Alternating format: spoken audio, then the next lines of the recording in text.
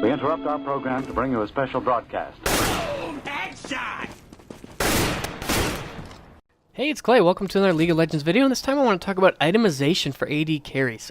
This is kind of one of those things where every once in a while I see somebody in-game or in a forum or something kind of displaying this idea where they make purchases on items in-game because they saw it in a guide and not because they really understand what they're doing. So my thought process here is to make this as a bit of an itemization guide, specifically focusing on AD carries, to just kind of teach a man to fish rather than give a man a fish, if that makes sense.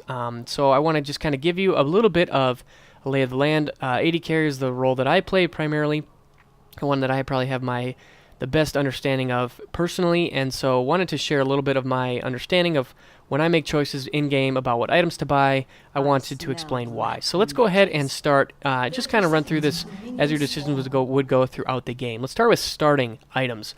I would say there are three basic start paths. One would be focusing on boots, another one would be focusing on a longsword, and the last one would be focusing on a Doran's Blade.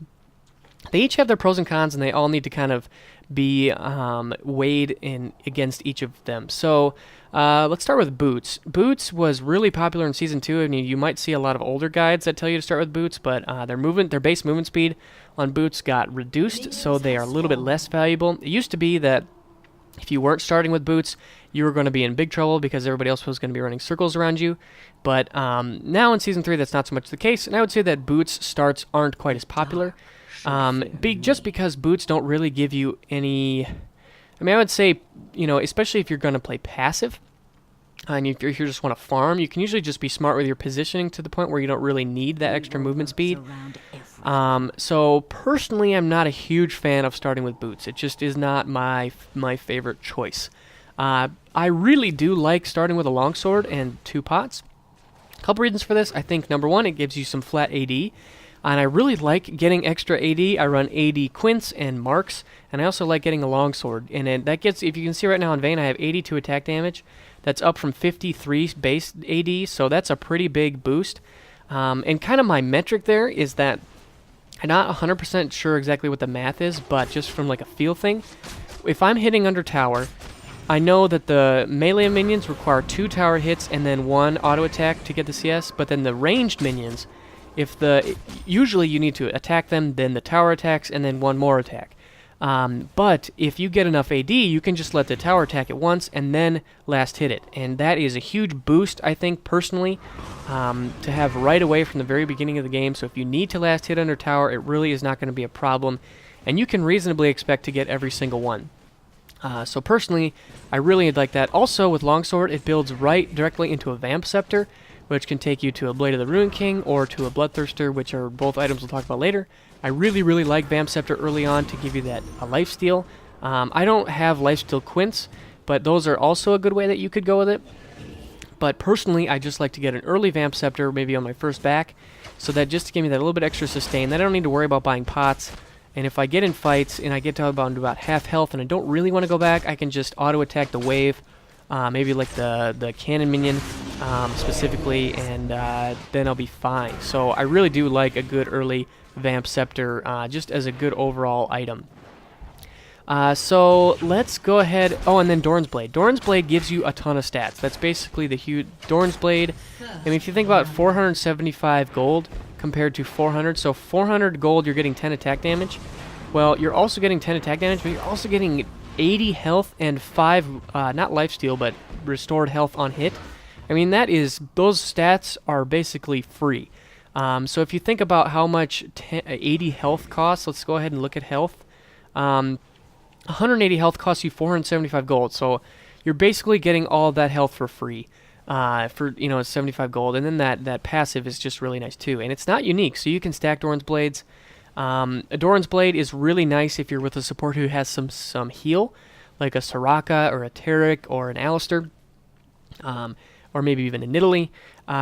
Having a heal from your support really allows you to start Doran's Blade, and it's really nice because Doran's Blade definitely gives you the greatest amount of power early game. But personally, I'm not the biggest fan of Doran's Blade, just because I find that I tend to play the lane a little bit more passively. So I tend to want to sustain damage rather than, I feel like a Doran's Blade is good if you're looking to get early kills, personally. Just, it gives you that little bit extra health to out-trade, plus the AD, so it's all just kind of personal preference. I would recommend trying both, and a lot of it depends on your support. If you have a support with a heal, try a Doran's Blade. If you don't, try a Longsword in 2 pots, then get an early Vamp Scepter. Either way, I think those are probably your best 2 choices for Season 3. Now let's kind of talk about mid-game items. The biggest one here, I would say, is the choice between a BF Sword and multiple Doran's Blades. It mostly depends on how well I'm doing. If I'm doing really well in lane, I really want to try to reach that 1550 for my first back. That's pretty much every time I go out to lane at the beginning of a game, I'm thinking that I want to build up 1550 gold and get that BF Sword, because 1550 is a pretty high benchmark almost at any point in the game to get up to. So it really means that you're having a lot of success in lane. You're having a lot of, you're just having a really good time. And so I would say that early BF Sword is a fantastic choice. If you can save up for that, go for it. But if you're having a harder time in lane, I really like to go for a Vamp Scepter and maybe 1 or 2 Doran's Blades. Doran's Blade, like I said before, just gives you so much stats for free. It is extremely cost effective. So if you're going for more of a mid-game power boost, or if you're behind and you want to try to make it up, a couple of Doran's Blades can really do wonders for you. It'll help you stay alive longer if the other AD carry is starting to get a little bit fed. It'll also give you that attack damage, give you some sustain from the passive. So overall, the Doran's Blades are really, really strong items, and they're a little bit more mid-game focused. They don't scale well in the late game. Obviously, they don't build into anything. But also, I would say that they don't necessarily ever go to waste, because by the time you want to sell them off, usually the game has gone so late that they have allowed you to take the game that late. So I always do think that Doran's Blades are worth it in the mid-game, and I might pick up one just if I have about 500 gold left. But, like I said, that early BF Sword is extremely, extremely nice, just because 1550 is a big benchmark to hit. And if you can reach it early, that just gives you a big boost of AD over your opponent. Now, from here, I would say that you usually have 2 choices, and that would be either to go for a Bloodthirster or an Infinity Edge. Those are probably the items that you're going to want to go for first. Blade of the Ruin King maybe is a good choice as well, and maybe somebody like Vayne, who scales really well with that attack speed. But in general, I would say Bloodthirster and IE are the most core items. Now, let's talk a little bit about them. Bloodthirster definitely is more of a mid-game item.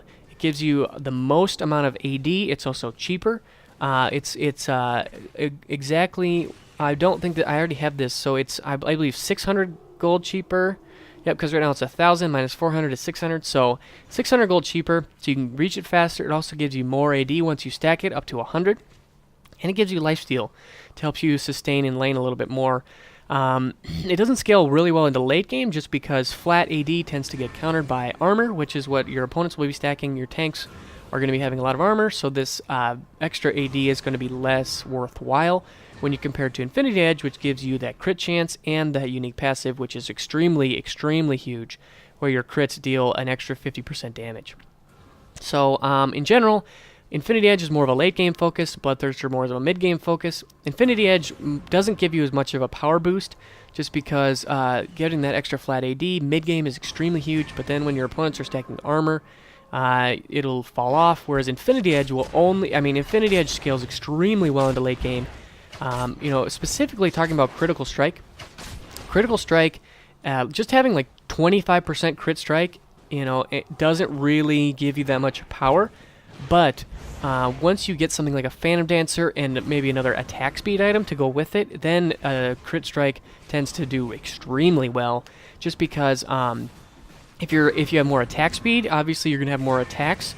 So because it's a percentage-based system, let's say you get to 50 or 55% Crit Strike. I believe that's 30% from a Phantom Dancer plus 25 from Infinity Edge. That means that every other attack should crit. And if you have more attack speed, you're going to have more attacks, so more chances to crit. That's kind of the idea there. That's why Infinity Edge scales really well, because once you get other items to kind of bolster it, then you really start reaping its benefits. So if you're going for a champion maybe like Tristana, I think is an excellent choice.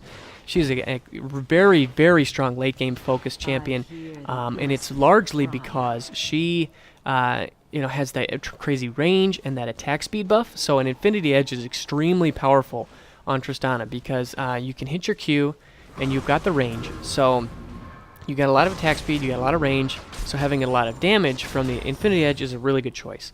Also, Tristana doesn't have any AD scaling items. That's another note about Bloodthirster. If you're playing a champion like Graves or Misfortune, their abilities scale off of AD, whereas Tristana, Kog'Maw, Vayne to some extent, don't necessarily have these abilities that are they're not so reliant on their abilities to scale off of AD. So getting extra flat AD really benefits someone like Misfortune, who her ultimate scales off of AD, whereas someone like Tristana or Kog'Maw, like I said, their abilities usually scale off of AP and are more used for their utility.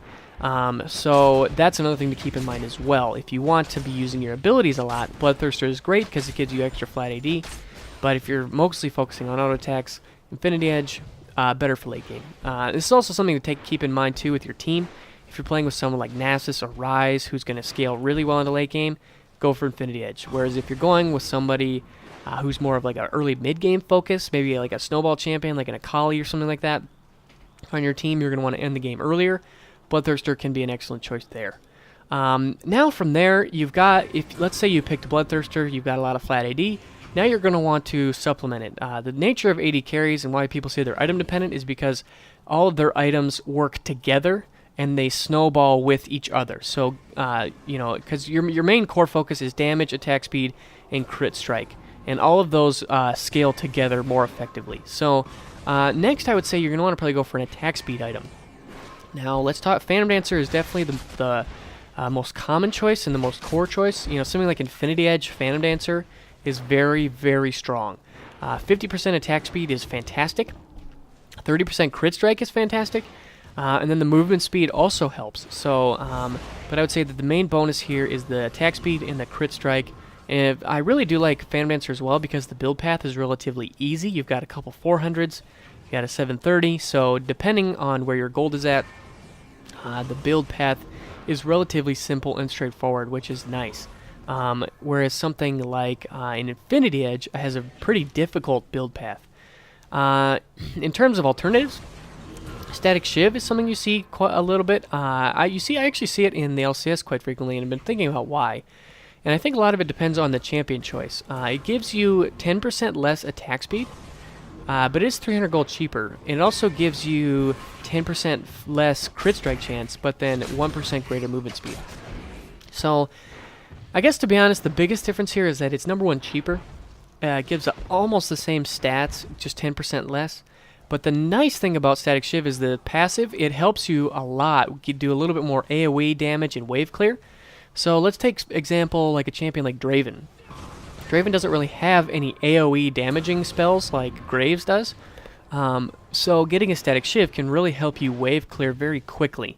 Also, Caitlyn is a good example of someone who you're going to want to go for Phantom Dancer. But, if you're not a champion like that who doesn't have an AoE ability, or like a Misfortune is also a good choice. You don't really want to use your ultimate to clear a creep wave. So getting a Static Shiv can really help you to clear waves extremely quickly and cost effectively. That's probably the main benefit of Static Shiv. It's also cheaper.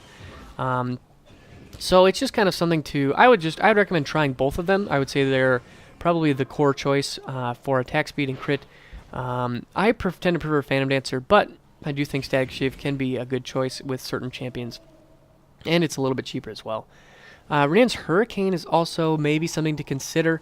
The big thing about this is that it gives you a ton of attack speed, but no crit. And also the passive. So basically you'll do a little bit of AoE damage when the champions are grouped up. Personally, I don't really think the Renaan's Hurricane is the best choice, just because it doesn't give you any extra crit.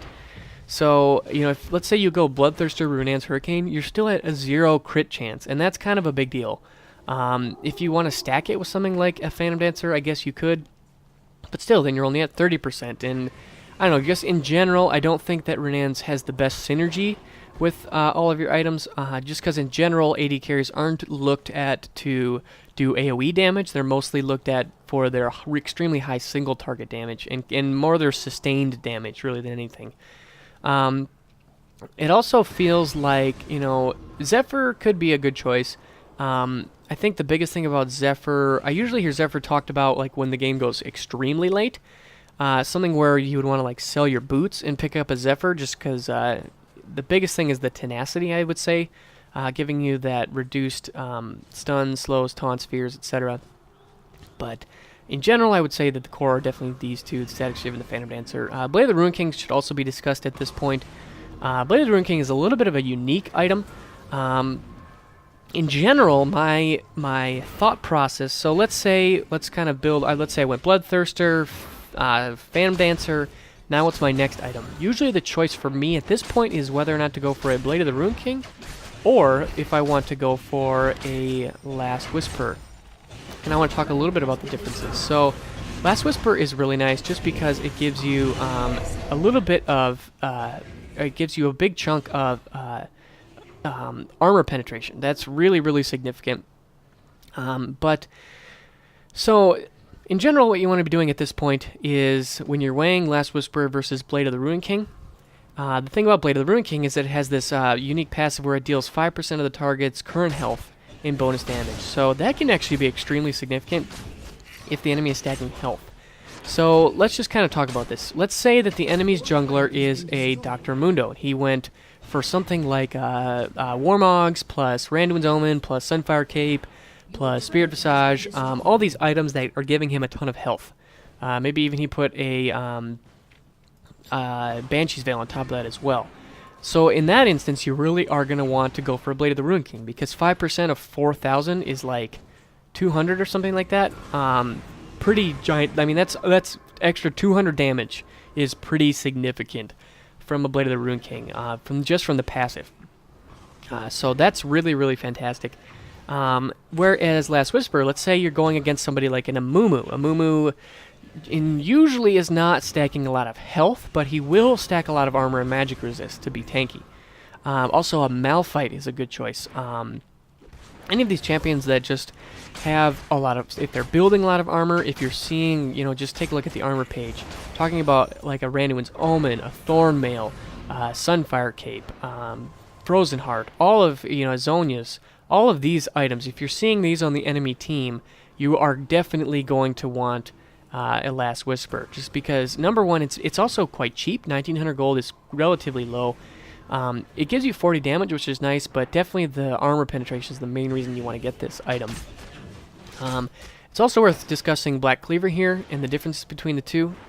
So, Last Whisper is nice because it just gives you a flat 35% armor pen, whereas Black Cleaver, the mechanic is different because it will actually deal, it has 10 flat armor pen, but then it will also deal additional armor penetration depending on the stacks of damage that you're doing to them. So basically, Black Cleaver requires that you do consistent sustained damage to an enemy.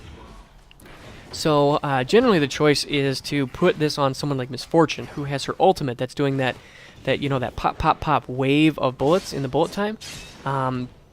So because you have that type of a mechanic on Misfortune, it's usually really nice to go for Black Cleaver.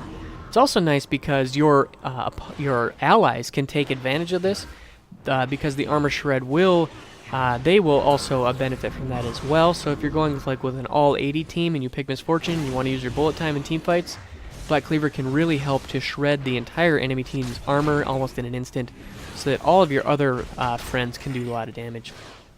It gives you a little bit of health, but I would say that the CDR and health are a little bit wasted, just because in general on an AD carry you don't necessarily want health, you want damage. So that's kind of the trade-off between those three items. Blade of the Ruin King is generally the choice for health.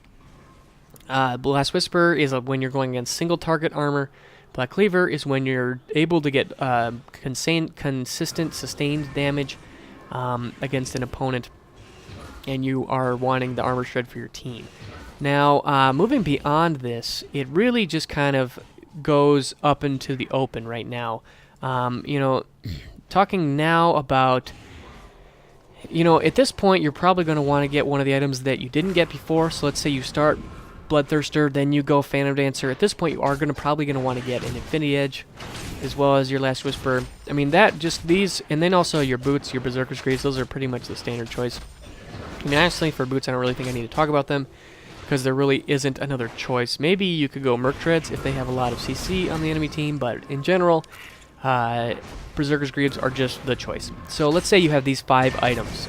Right there, you're going to be extremely strong. You've got a lot of AD, you have more attack damage, you also have crit chance and boosted crits, you've got attack speed and extra crit chance, and you've got armor pen.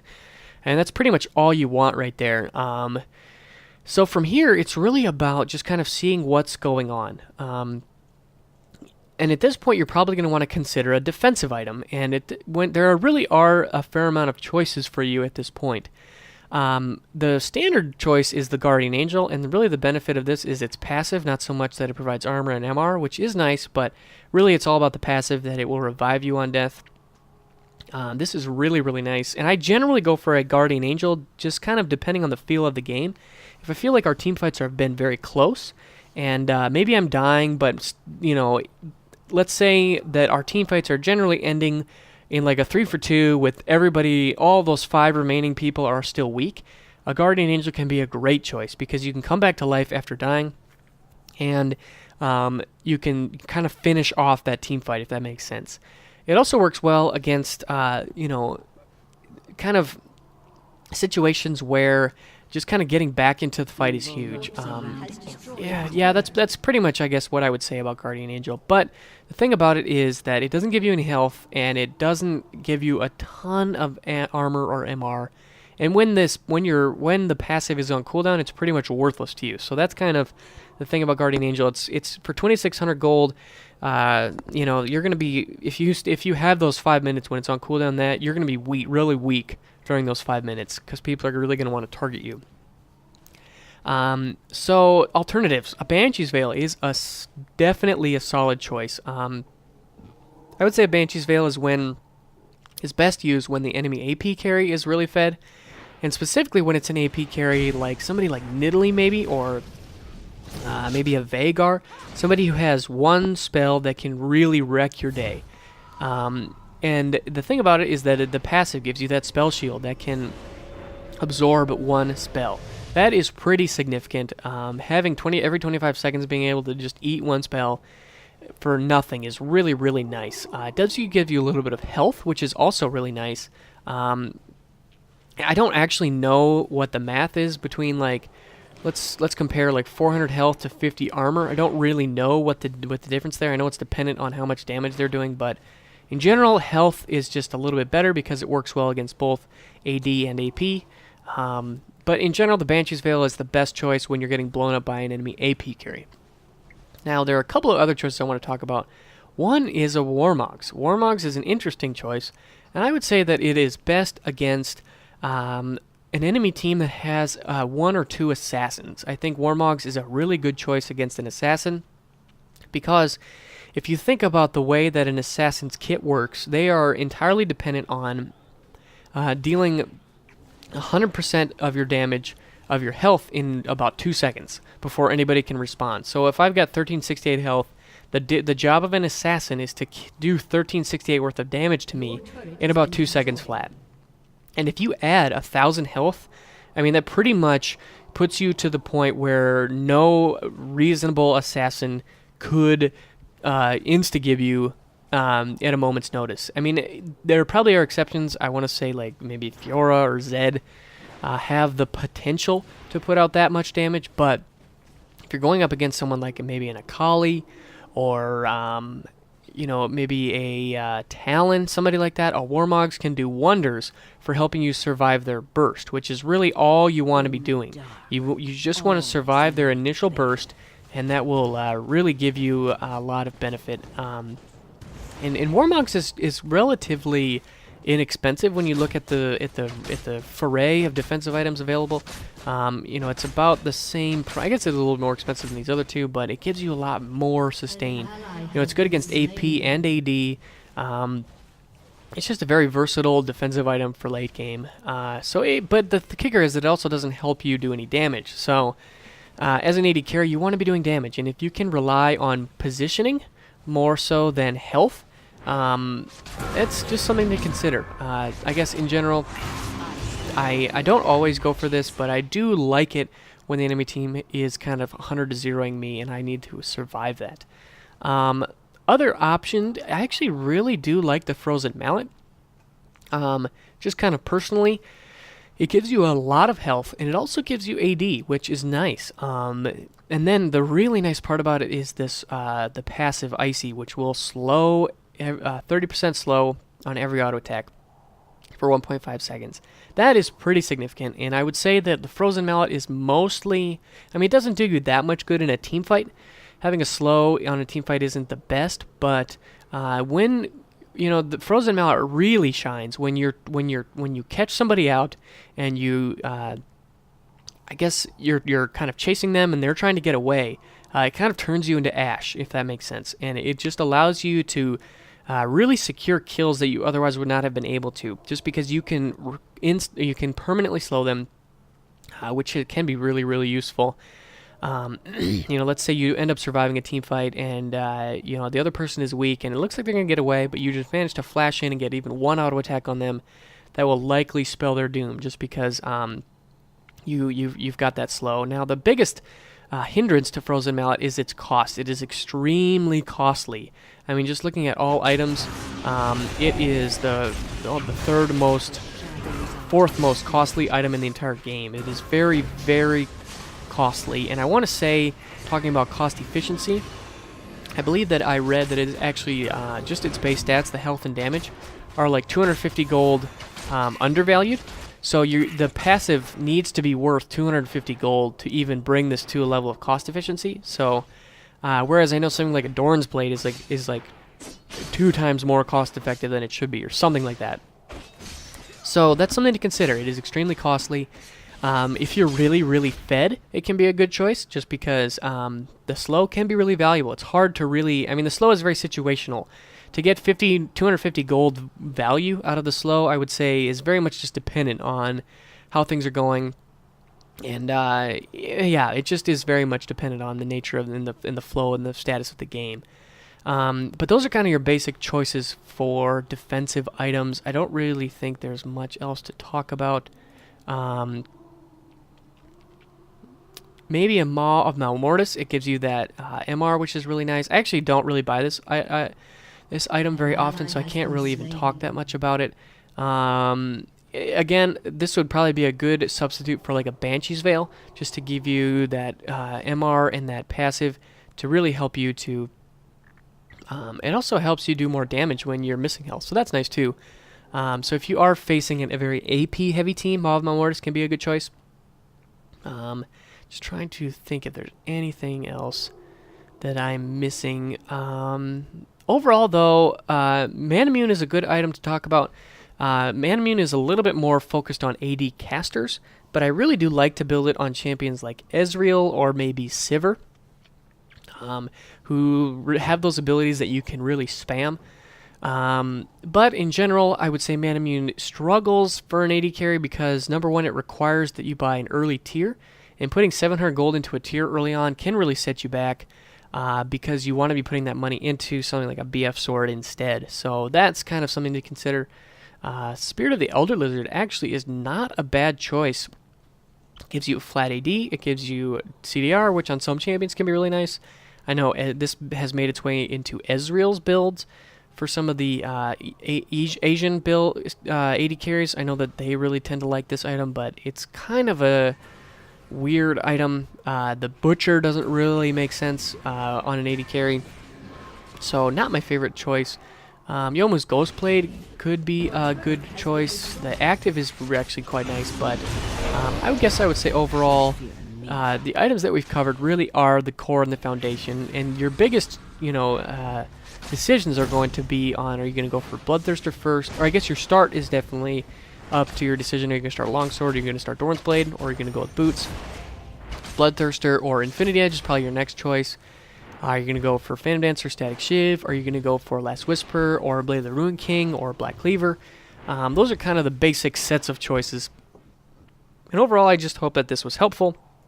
Probably going to close things down here. Just hoping that this was helpful in giving you guys some understanding about, what is the landscape of itemization for AD carries, and what really what can you do? What can you build? What can you do to really help yourself out and make your time, your gold that you've spent so long and diligently farming?